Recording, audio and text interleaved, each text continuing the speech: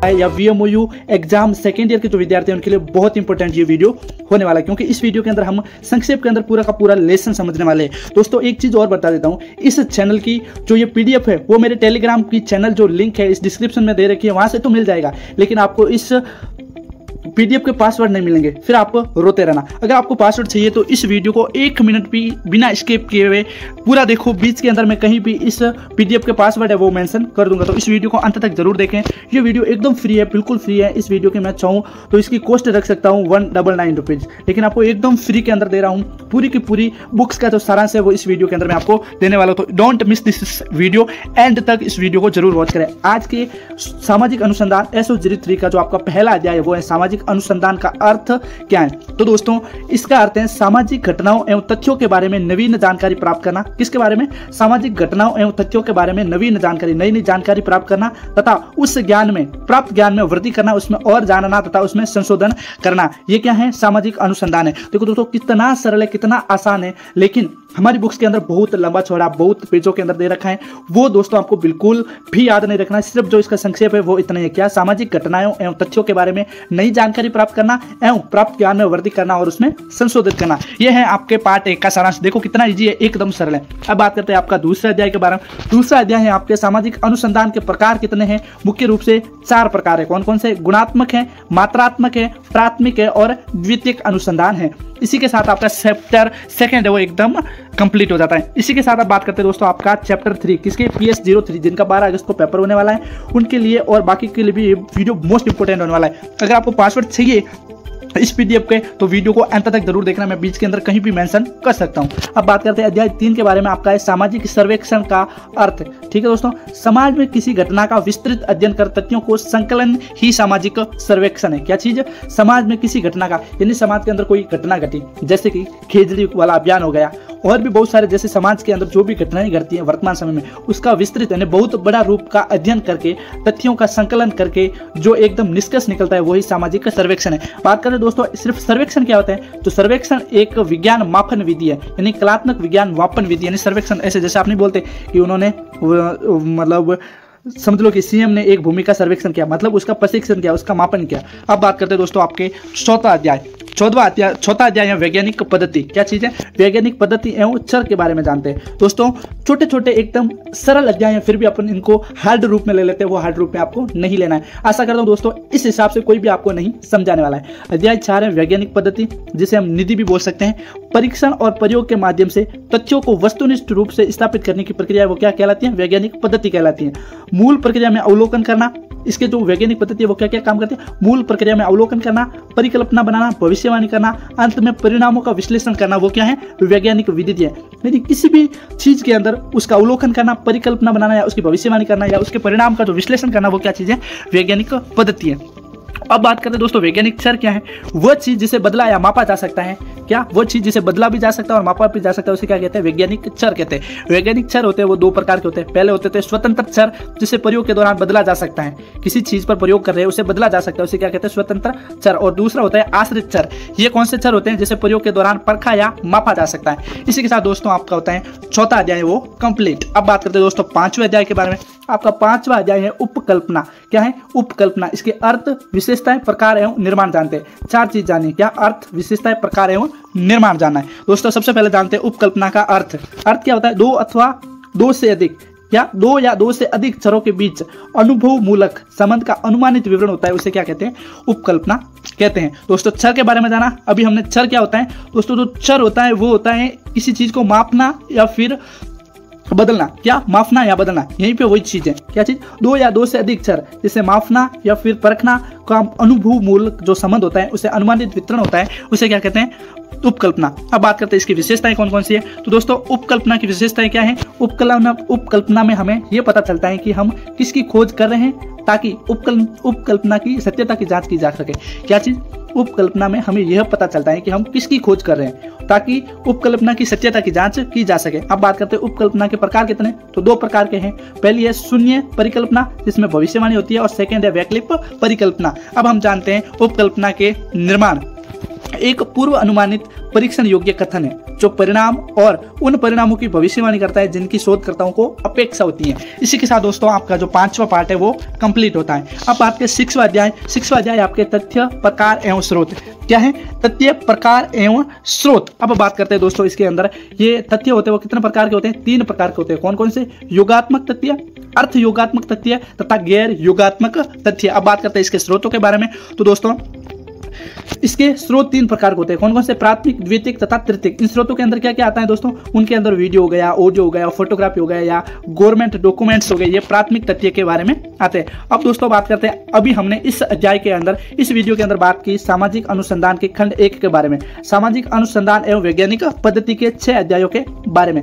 किसने? 6 अध्यायों के बारे में हमने बात की है। अब अगले वीडियो के अंदर खंड ब के अंदर हम बात करने वाले हैं खंड 2 के अंदर, जो कि अनुसंधान की प्रविधियों के बारे में बात करेंगे और 6 लेसन और इसी प्रकार सरल एवं एकदम सुव्यवस्थित भाषा के अंदर हम कंप्लीट करने वाले। तो उसके लिए आपको करना क्या होगा दोस्तों? 20 कमेंट आपको एकदम कंप्लीट करने होंगे। देखो दोस्तों मैं बड़ा जिद्दी इंसान हूं, मैं वीडियो तब तक अपलोड नहीं करूंगा तब तक आपके 20 कमेंट कंप्लीट नहीं हो जाते। और उसी के साथ आपको इस वीडियो को इतना शेयर करना है कि 20 कमेंट एकदम चुटकी से कंप्लीट हो जाए। और उसी के साथ मैं आपको बता देता हूं, उस जो वीडियो के इस पीडीएफ के जो पासवर्ड है वो मैं टेलीग्राम चैनल के लिंक के जस्ट नीचे मैं आपको मेंशन कर दे रहा हूं, वहां से आपको पासवर्ड मिल जाएंगे। और एक चीज और बता देता हूं, अगर आपको मोस्ट इंपोर्टेंट जो मैंने आपको 65 सवाल बताए, अगर उनकी वीडियो चाहिए तो यहाँ पे क्लिक करो, शायद वीडियो आ जाएगी। इस वीडियो को पहले देख लो, इसके बाद इस वीडियो को पीडीएफ की तरफ खोल देना। अब आपको बताता हूँ जल्दी से जल्दी 20 कमेंट को कंप्लीट करो और मिलते हैं खंड 2 की वीडियो के साथ। तब तक के लिए बहुत बहुत धन्यवाद। This is most important video and SO03 जिनका पेपर 12 अगस्त 2024 को होने वाला है। ये वीडियो जिनका पेपर 2024 को होने वाला है उनके लिए ही इंपोर्टेंट नहीं है, अपितु जो 24, 25, 26, 27, 28 VMU सेकेंड ईयर की एग्जाम तैयारी कर रहे हैं उन स्टूडेंट के लिए इंपोर्टेंट होने वाला है। दोस्तों खंड 1 के अंदर हमने सामाजिक अनुसंधान और वैज्ञानिक पद्धति के बारे में बात की थी 6 लेसन का। अगर वो वीडियो आपने नहीं देखा है तो इस वीडियो को देखने के बाद वो वीडियो देख लेना। आज के इस वीडियो के अंदर हम बात करने वाले अनुसंधान की प्रविधियां या खंड 2 के बारे में, अनुसंधान की प्रविधियां, जिसके अंदर टोटल आपके 6 लेसन है। और आज इन 6 लेसन के संक्षेप के बारे में जानेंगे। आशा करूंगा दोस्तों कि इस वीडियो को देखने के बाद आपको किसी और दूसरी वीडियो देखने की जरूरत नहीं पड़ेगी, क्योंकि संक्षेप के अंदर मैं आपको 5 मिनटों के अंदर इन 6 पार्टों का जो सारांश है वो बता दूंगा, ताकि इनमें से कोई भी क्वेश्चन है उसे आप आराम से सॉल्व कर पाओगे। तो एक चीज और बता देता हूं आपको, अगर आपको ये पीडीएफ चाहिए तो ये आपको पीडीएफ कैसे मिलेगा और इस पीडीएफ का पासवर्ड कैसे मिलेगा वो भी मैं इस वीडियो के बीच में बता दूंगा।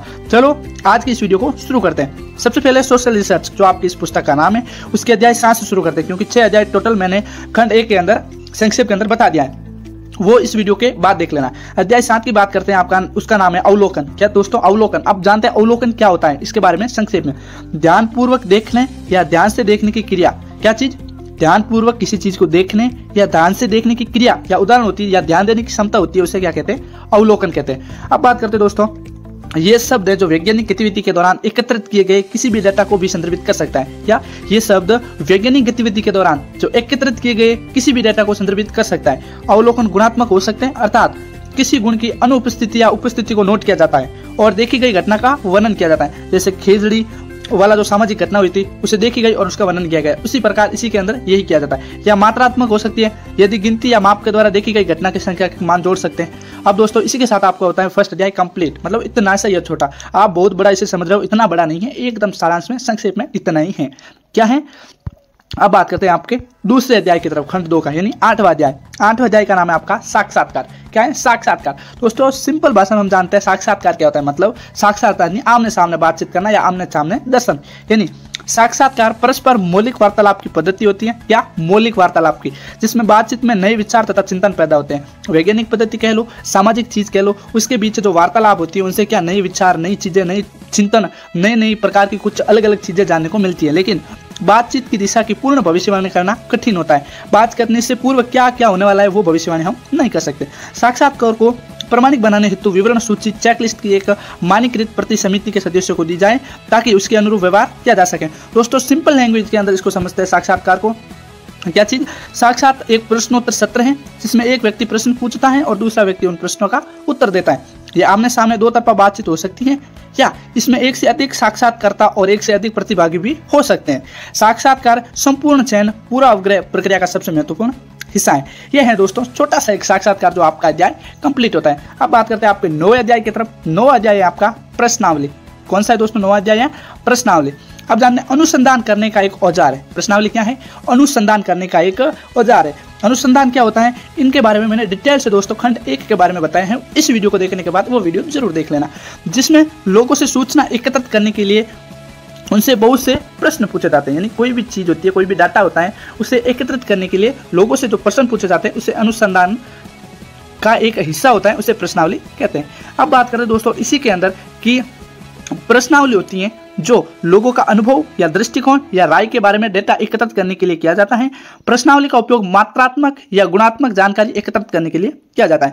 मात्रात्मक या गुणात्मक क्या होता है, यह हमने थोड़ी ही देर पहले पढ़ा था। बात करते हैं प्रश्नावली का उपयोग आमतौर पर बाजार अनुसंधान के साथ साथ सामाजिक और स्वास्थ्य विज्ञान में भी किया जाता है। क्या दोस्तों, प्रश्नावली यानी बाजार की वित्तीय व्यवस्था के साथ साथ समाज में घटने वाली घटनाओं और स्वास्थ्य विज्ञान के अंदर जो लेखा जोखा होता है उनके अंदर भी किया जाता है। अब बात करते हैं दोस्तों इस पीडीएफ है, ये पीडीएफ आपको कहाँ मिलेगा, नीचे डिस्क्रिप्शन में मेरे टेलीग्राम की लिंक दे रखी है, उससे आप टेलीग्राम में ज्वाइन हो जाओ और वहाँ पे आपको पीडीएफ मिल जाएगा। लेकिन पासवर्ड कहाँ मिलेगा वो जानने के लिए एंड तक बने रहो। आई होप इस वीडियो के अंदर आपको मजा आ रहा होगा। अध्याय 10 के अंदर है अनुसूची। कौन सा है? अनुसूची। अनुसूची वो उपकरण है या वह साधन है जिसका उपयोग साक्षात्कार आयोजित करते समय उत्तरदाताओं से डेटा एकत्रित करने के लिए किया जाता है। अनुसूची क्या है? एक उपकरण है जिसका उपयोग साक्षात्कार यानी लोगों से या उत्तरदाताओं से डेटा एकत्रित करने के लिए किया जाता है। अनुसूची में प्रश्न, कथन जिस पर राय प्राप्त की जाती है और उत्तरदाताओं को भरने के लिए रिक्त स्थान और तालिकाएं भी छोड़ी जाती है। एक विशिष्ट तकनीकी जिसका प्रयोग, क्या चीज दोस्तों? अनुसूची। एक विशिष्ट तकनीकी जिसका उपयोग आप अपने शेड्यूल यानी जैसे इंस्टाग्राम पर शेड्यूल करते हो, आपने अभी पोस्ट लगाई, जैसे कि अभी बज रहे हैं 9, आपने शेड्यूल करती 10 बजे की, तो वो 10 बजे अपलोड होगी। जैसे ये वीडियो मैं अभी बना रहा हूँ, इसको शेड्यूल कर दूंगा 10 बजे तक, तो वो 10 बजे पब्लिक होगा। तो उसी प्रकार चाहे प्रोजेक्ट हो, कर्मचारी के कोई भी काम हो, अनुबंध या अन्य प्रकार के शेड्यूल या वीडियोग्राफी हो या फोटोग्राफी हो, उनके लिए इसका निर्माण किया जाता है। विभिन्न स्थितियों, परिस्थितियों, उद्योगों और विभिन्न उद्देश्यों के लिए कई अलग अलग तरीकों का उपयोग भी किया जाता है। अब बात करते हैं दोस्तों अपने खंड 2 के 11वें लेसन की तरफ। 11वां लेसन कौन सा है? 11वां लेसन है आपका व्यक्तिक अध्ययन पद्धति। क्या चीज? सोशल साइंस के अंदर व्यक्तित्व अध्ययन पद्धति क्या है? व्यक्तिक जीवन अध्ययन पद्धति को अंग्रेजी में केस स्टडी मेथड कहते हैं। क्या चीज? केस स्टडी मेथड यानी किसी कंपनी या किसी वैज्ञानिक पद्धति या फिर कोई वैज्ञानिक नीति के बारे में जो केस स्टडी की जाती है, उनके बारे में संपूर्ण जानकारी प्राप्त की जाती है, उसे क्या कहते हैं? केस स्टडी मेथड यानी व्यक्तिगत जीवन अध्ययन। अब बात करते हैं इस पद्धति का उपयोग प्रारंभ या दूसरे शब्दों में कहा जा सकता है कि इस पद्धति को शुरुआत के समय समाज में बड़े से बड़े लोगों के या किसी भी प्रसिद्ध महापुरुष के जीवन का वृत्तांत को लिखने में ही किया जा सकता है। यानी किसी महापुरुष के जीवन के वृत्तांत को लिखने में इसका उपयोग किया जा सकता है। अब बात करते हैं दोस्तों जब किसी एक इकाई का संपूर्णता में अध्ययन होता है, यानी किसी एक चीज के बारे में संपूर्ण जानकारी मिलती है, अध्ययन करने की इस पद्धति को व्यक्तित्व अध्ययन पद्धति कहते हैं। दोस्तों 2 नंबर का क्वेश्चन आ सकता है आपके कि व्यक्तित्व अध्ययन पद्धति किसे कहते हैं, तो आपको बताना जब किसी एक इकाई का संपूर्णता में मतलब किसी एक घटना का संपूर्ण अध्ययन किया जाता है और उस अध्ययन करने की जो पद्धति होती है उसे क्या कहते हैं? व्यक्तिगत अध्ययन पद्धति कहते हैं। इनमें से किसी एक व्यक्ति या इकाई का विश्लेषण विस्तृत उपागम द्वारा होता है। सामाजिक अनुसंधान नए तथ्यों के अन्वेषण से संबंधित है। इसके अंतर्गत पुराने तथ्यों को सत्यापन होता है। इसी के साथ दोस्तों आपका ये पार्ट भी कंप्लीट होता है। खंड 2 का ये लास्ट पार्ट है। कौन सा है? निर्देशन। उससे पहले बता देता हूँ दोस्तों, जो ये पीडीएफ आपको टेलीग्राम चैनल पर मिलेगा उसका पासवर्ड क्या है? उसका पासवर्ड है B4 इसी के साथ अटैच है 1, फिर डे दोस्तों इसी के साथ अटैच है, फिर एग्जाम B4 1 डे एग्जाम, फिर PA सब स्मॉल है पार्ट 2, ये इसका है जो पासवर्ड है। ये मैं पासवर्ड है तो डिस्क्रिप्शन के अंदर या पिन कमेंट के अंदर भी पिन कर दूंगा। अब बात करते हैं दोस्तों 12वां अध्याय आपका निर्देशन। सामाजिक शोध में अनुसंधानकर्ता किसी उद्देश्य को दृष्टि में रखते हुए जब निर्देशन इकाइयों का चुनाव करता है तो उसे उद्देश्यात्मक या निर्णय मूलक निर्देशन कहते हैं, क्योंकि इस विधि में इकाइयों के चुनाव के लिए अनुसंधानकर्ता का उद्देश्य ही सर्वोपरि होता है। इसमें आकस्मिकता या संयोग का महत्व नहीं होता है। अब बात करते हैं, या आप ये भी कह सकते हैं कि निर्देशन प्रविधि क्या है। जानना है तो आप ये भी कह सकते हैं कि निर्देशन प्रविधि अनुसंधान की वह प्रविधि है जिसमें अनुसंधान विषय के अंतर्गत सम्मिलित संपूर्ण जनसंख्या या इकाइयों में से सावधानी पूर्वक कुछ ऐसी इकाइयों को चुन लेता है जो संपूर्ण की आधारभूत विशेषताओं को उचित प्रतिनिधित्व कर सके। अब दोस्तों इसी के साथ आपका खंड 2 होता है कंप्लीट। अगले खंड के अंदर हम क्या बात करने वाले हैं? अगले वीडियो के अंदर हम बात करेंगे खंड 3 के बारे में, तथ्य प्रस्तुतिकरण एवं माप। टोटल इसी प्रकार 5 अध्यायों का संक्षेप जानेंगे। और दोस्तों ये तो था हमारा सेकंड पार्ट। फर्स्ट पार्ट देखने के लिए शायद यहाँ वीडियो आ रहा होगा, यहाँ पे क्लिक कीजिए और मोस्ट इंपोर्टेंट 65 क्वेश्चन देखने के लिए यहाँ पे क्लिक कीजिए। और थर्ड पार्ट देखने के लिए या फिर इसकी पूरी प्लेलिस्ट देखने के लिए डिस्क्रिप्शन में एक बार चेक कर लीजिए, लिंक मिल जाएगी टेलीग्राम के भी, पासवर्ड की भी और इस चैनल की प्लेलिस्ट की भी। अब बात करते हैं दोस्तों कि नेक्स्ट वीडियो कब आने वाला है खंड 3 का। जैसे ही आप 20 कमेंट कंप्लीट करते हो आपके लिए थर्ड वीडियो आ जाएगा। मिलते हैं खंड 3 के साथ, तब तक के लिए बहुत बहुत धन्यवाद। कसम से दोस्त वादा रहा, अगर आपने इस सीरीज को पूरा देख लेना आप किसी और वीडियो देखने की जरूरत नहीं पड़ेगी। कसम से अपना वादा रहा। SO03 जिनका पेपर 12 अगस्त 2024 को होने वाला है उनके लिए ये वीडियो बहुत ही इंपॉर्टेंट है। इस वीडियो को बिल्कुल भी मिस नहीं करें। इस वीडियो के अंदर आपको 70 में से 17 नंबर के संक्षेप के अंदर आपको टोटल 17 लेसन की संक्षेप में समरी मिल जाएगी। तो प्लीज इसे वॉच तक एंड जरूर करें। सबसे पहले मैं आपको बता देना चाहता हूँ, आपका खंड 1 सामाजिक अनुसंधान एवं वैज्ञानिक पद्धति, खंड 1 का वीडियो मैंने ऑलरेडी इसी चैनल पर अपलोड कर दिया है। प्ले लिस्ट की जो लिंक है वो आपको डिस्क्रिप्शन के अंदर मिल जाएगी। खंड 2 है अनुसंधान की प्रविधियां, इसका भी मैंने ऑलरेडी खंड 2 का भी वीडियो जो संक्षेप के अंदर है वो मैंने इसी चैनल पर अपलोड कर दिया। इसकी लिंक है जो आपको डिस्क्रिप्शन में मिल जाएगी प्लेलिस्ट की, उसे आप देख सकते हो। इस वीडियो के अंदर हम बात करने वाले खंड 3 के बारे में, तथ्य, प्रस्तुतिकरण एवं माप। दोस्तों इसके अंदर हम 5 अध्यायों के संक्षेप जानेंगे, 5 अध्यायों के बारे में पढ़ेंगे एकदम संक्षेप में 10 मिनट के अंदर अंदर। वैसे भी सोशल मीडिया पर बहुत सारे आप समय व्यतीत करते हो, वादा करता हूँ कोई और वीडियो देखने की जरूरत नहीं पड़ेगी। चलो इन 5 अध्यायों का संक्षेप जानते हैं। उससे पहले मैं आपको बता देता हूँ इस जो ये PDF है ये आपको कैसे मिलेगा और इसके जो पासवर्ड है वो आपको कैसे मिलेंगे, इसको जानने के लिए अंत तक बने रहो। चलो जानते हैं 5 पार्टों का संक्षेप और आपका 12 अगस्त जो पेपर होने वाला है उनके लिए इंपॉर्टेंट क्वेश्चन। एंड ये वीडियो 24, 25, 26 जब भी आप एग्जाम दे रहे हो आपके लिए बहुत ही इंपॉर्टेंट होने वाला है। SO03 सोशल रिसर्च सामाजिक अनुसंधान अध्याय 13 के बारे में बात करते हैं। 13वां अध्याय के अंदर है तथ्यों का प्रस्तुतिकरण। 13वां अध्याय आपको कौन सा है? तथ्यों का प्रस्तुतिकरण। सारणीय संख्या डेटा को तार्किक और व्यवस्थित तरीके से पंक्तियों और स्तंभों में प्रस्तुत करने की एक विधि है। क्या? तथ्यों का प्रस्तुतिकरण और सारणीयन, ये जानते हैं। तो सारणीयन क्या होती है? संख्यात्मक डेटा को तार्किक और व्यवस्थित तरीके से पंक्तियों और स्तंभों में प्रस्तुत करने की एक विधि है जो तुलनात्मक और संख्यात्मक विश्लेषण में सहायता करती है। दोस्तों और जानते हैं सारणीयन के बारे में, ये प्रोसेसिंग डेटा करने की विधि है जो तुलना और सांख्यिकी विश्लेषण में सहायता करती है। उसी के साथ ये प्रोसेसिंग डेटा को एक साथ रखकर आसान तुलना की अनुमति देता है और ये सांख्यिकी विश्लेषण और व्याख्या में सहायता करता है। अब बात करते हैं दोस्तों सारणियां का अर्थ क्या है। जो मेन पार्ट का बिंदु है सारणियन, इसका अर्थ क्या है? सारणियन तुलना और सांख्यिकी की विश्लेषण को आसान बनाने के लिए पंक्तियों और स्तंभों में आंकड़ों का व्यवस्थित और तार्किक प्रतिनिधित्व है। यह संबंधित सूचनाओं को एक दूसरे के करीब लाकर तुलना को आसान बनाता है और सांख्यिकी शोध और व्याख्या में आगे मदद करता है। इसके साथ आपका ये पार्ट 1 होता है कंप्लीट। दूसरा पार्ट है आपका तथ्यों का प्रस्तुतिकरण। कौन सा? तथ्यों का प्रस्तुतिकरण। एक चीज आपको बता देता हूँ दोस्तों, मंजिल बताना आपको मेरा काम है। यहाँ पे मैं खड़ा हूँ, यहाँ पे आप खड़े हो, आपको मैं रास्ता बता दूंगा लेकिन यहाँ से चल के मंजिल तक जाना आपको ही है। मैं आपको संक्षेप बता देता हूँ, इसके अंदर आपको जो जो लिखना है वो आपको ही लिखना है। और जो 65 इंपॉर्टेंट क्वेश्चन की सीरीज है वो मैं आपको बता दूंगा आपको कैसे मिलेगी। वीडियो ऑलरेडी मैंने यूट्यूब पे डाल दिया है। तथ्यों का प्रस्तुतिकरण ग्राफिक प्रस्तुतिकरण, एक रेखा चित्र यानी चार्ट, आंकड़ों का आलेख्य प्रस्तुतिकरण है जिसमें आंकड़ों को प्रतीक द्वारा दर्शाया जाता है, जैसे बार चार्ट के रूप में, रेखा चार्ट में रेखाओं के रूप में, या पाई चार्ट में टुकड़ों के रूप में, ग्राफिक चार्ट के उत्पाद विषय के रूप में व्यावसायिक डिजाइन या चित्रण किया जाता है। सिंपल लैंग्वेज में कहें तो दोस्तों ये संख्यात्मक डेटा का विश्लेषण करने का एक तरीका है। क्या चीज? ये संख्यात्मक डेटा का जो विश्लेषण करने का है वो क्या है? एक तरीका है। ये एक प्रकार का चार्ट है जो सतह पर प्लॉट की गई रेखाओं या वक्रों के रूप में सांख्यिकी डेटा को दिखाता है। ये दो अक्षर के बीच कारण और प्रभाव संबंधों का अध्ययन करने में सक्षम बनाता है। दोस्तों टेंशन ना लो, इसको संक्षेप में मैं एकदम ऐसा समझा दूंगा कभी भूल ही नहीं पाओगे। बात करते हैं केंद्रीय प्रवृत्ति का मापन, 15वां अध्याय आपका। इसके अंदर जानते हैं दोस्तों माध्य। क्या चीज जानेंगे अपन? माध्य। केंद्रीय प्रवृत्ति का माप एक एकल मान है जो डेटा के उस सेट के भीतर केंद्रीय स्थिति की पहचान करके डेटा के एक सेट का वर्णन करने का प्रयास करते हैं। क्या जानते हैं दोस्तों? केंद्रीय प्रवृत्ति का मापन में माध्य 3 होती है, माध्य, माध्यक और बहुलक, जो कि हम आगे पढ़ने वाले हैं। बात करते हैं केंद्रीय प्रवृत्ति का माप एक एकल मान है जो डेटा के उस सेट के भीतर केंद्रीय स्थिति की पहचान करने डेटा के एक सेट का वर्णन करने का प्रयास करता है। इस प्रकार केंद्रीय प्रवृत्ति के मापों को कभी कभी केंद्रीय स्थान के माप कहा जाता है। उन्हें सारांश सांख्यिकी के रूप में वर्गीकृत किया जाता है। अब बात करते हैं दोस्तों इसी के अंदर माध्य केंद्रीय प्रवृत्ति मनोविज्ञान का एक उपयोगी माप हो सकता है। माध्य क्या है? केंद्रीय प्रवृत्ति जो मनोविज्ञान का एक उपयोगी माप हो सकता है, लेकिन यदि डेटा सेट में चरम मान है तो उस भ्रामक भी हो सकता है। उदाहरण के लिए यदि आपके पास संख्या 1, 2, 3, 5, 7, 9, 11, 13 से लेके 100 है तो माध्य क्या होगा? 1, 3, 5, 7। तो विषम संख्या है वो माध्य होगा। डिवाइड बाई 5 बराबर 23/2। अब बात करते हैं दोस्तों आपका अगला अध्याय 16वां, उसके अंदर हम जानेंगे माध्य का। क्या चीज? माध्य क्या होती है दोस्तों? इनका मैं संक्षेप बताने वाला हूँ, टेंशन ना लो।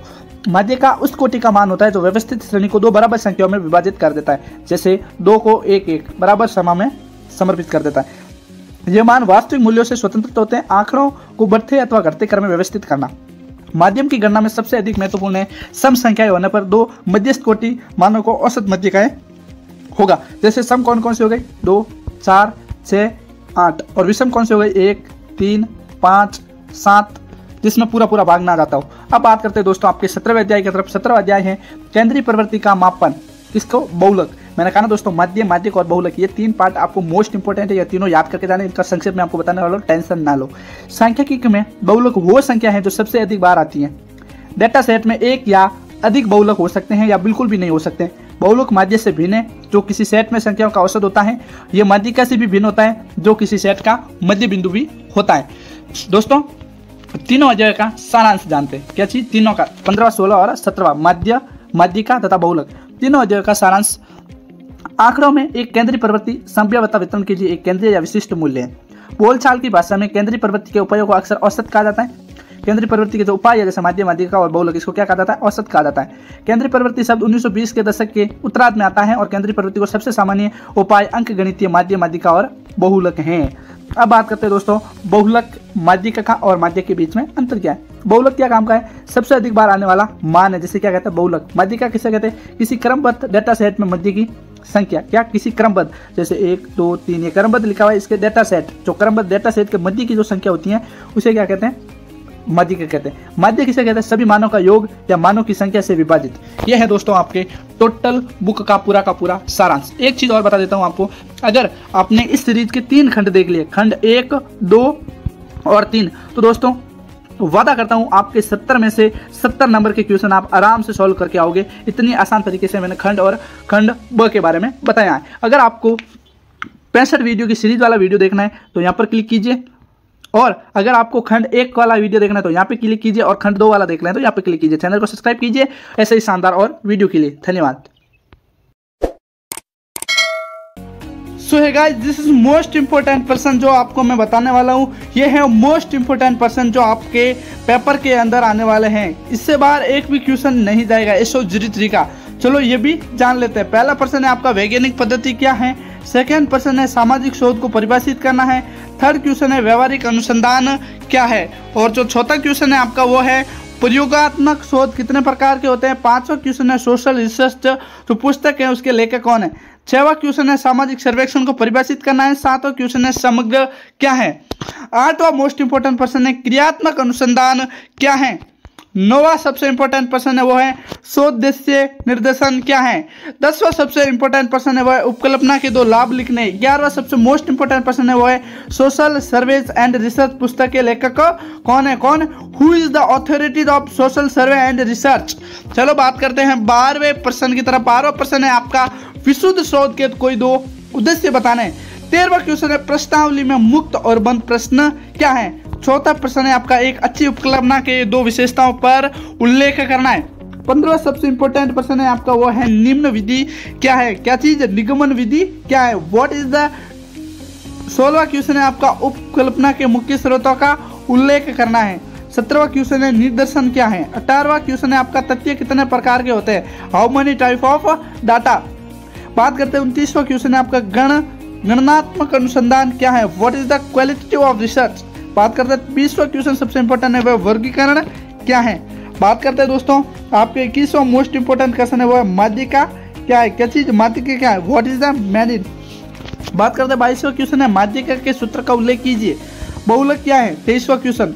और 24वां क्वेश्चन है बहुलक के 2 विशेषताओं का उल्लेख कीजिए। विभिन्न श्रेणी में समान सूत्र का मूल्य लिखे। यह 25वां क्वेश्चन है। 26वां क्वेश्चन है अवलोकन निर्देशिका क्या है। 27वां क्वेश्चन है अनुसूची को परिभाषित करना है। किसको करना है? अनुसूची को परिभाषित करना है। 28वां क्वेश्चन है आपका सामाजिक अनुसंधान में साक्षात्कार की भूमिका लिखनी है।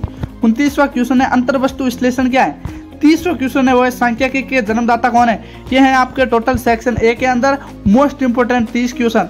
अब जानते हैं खंड ब के अंदर मोस्ट इंपोर्टेंट क्वेश्चन कौन कौन से हैं। दोस्तों लघुरात्मक प्रश्न। फर्स्ट है वस्तुनिष्ठा की मुख्य विशेषताओं का उल्लेख करना है। सेकंड क्वेश्चन है चर के अर्थ की विवेचना करनी है।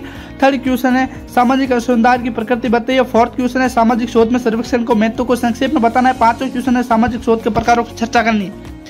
6वां क्वेश्चन है सामाजिक सर्वेक्षण के महत्व की चर्चा करनी है। एंड 7वां क्वेश्चन है सामाजिक शोध एवं सामाजिक सर्वेक्षण में अंतर को स्पष्ट करना है। 8वां क्वेश्चन है उपकल्पना के प्रकारों को बताना है। 9वां क्वेश्चन है वह शून्य उपकल्पना पर संक्षिप्त में नोट लिखना है। 10वां क्वेश्चन है प्राथमिक सूचना के स्रोतों को स्पष्ट करना है। 11वां क्वेश्चन है वह सामाजिक अनुसंधान के प्रमुख चरणों की विवेचना करनी है।